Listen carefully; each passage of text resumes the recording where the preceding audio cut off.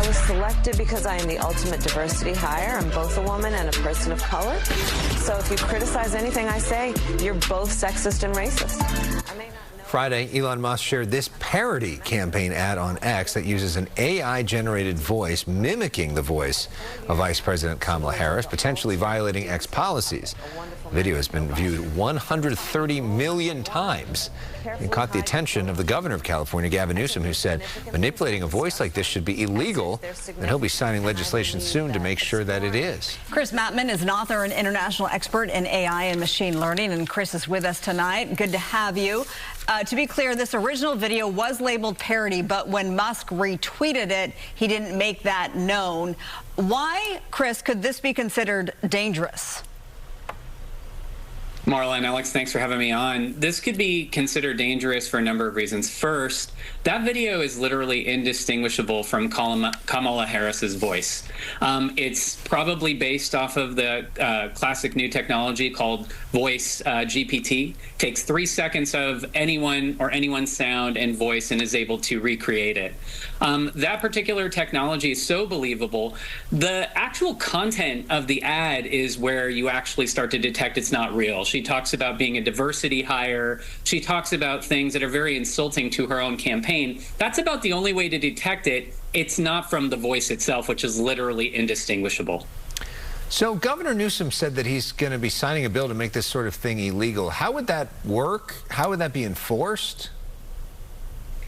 So, Alex, the model that they're looking at for these types of bills is sort of twofold. First, you need a way to detect that something was generated with AI. And the ways that they're doing that right now, if you looked at platforms like Meta, they're publishing when the content is actually generated with AI, they watermark it, whether it's a video, an image, sound, things like that. Without the watermark, you have to rely on things that are happening on platforms like X, like these community notes or these labels that say parody, but even parody doesn't suggest that it's AI. So that's detection. Once it's detected, what do you do about it? That's where you get into things like takedowns. Those have been very controversial with the social media platforms in this sort of post-2020 election era. That'll be really interesting on the enforcement end. But the detection end, there are technologies to do that.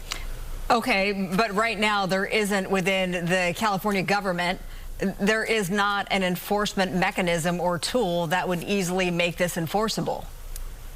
No, that's right, Marla. There have been several bills. There's Senate Bill 1220, which is currently being discussed, which has to do with artificial intelligence and its use in places like call centers and ways to kind of detect whether or not artificial intelligence is being used.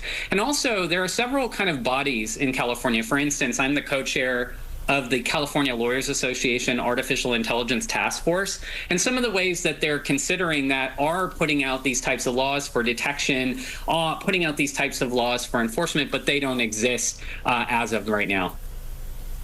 And as we look ahead, Chris, we're nearing the election. We're 99 days away. There's going to be more of this, right? So you mentioned content, the watermark. What other tips can people look for so that they know that this is manipulated or AI generated? Guys, we have to assume that the actual, senses, our ears, our eyes, we're past the Rubicon and through the looking glass on that. They can fool us. They can fool our eyes. They can fool our sounds.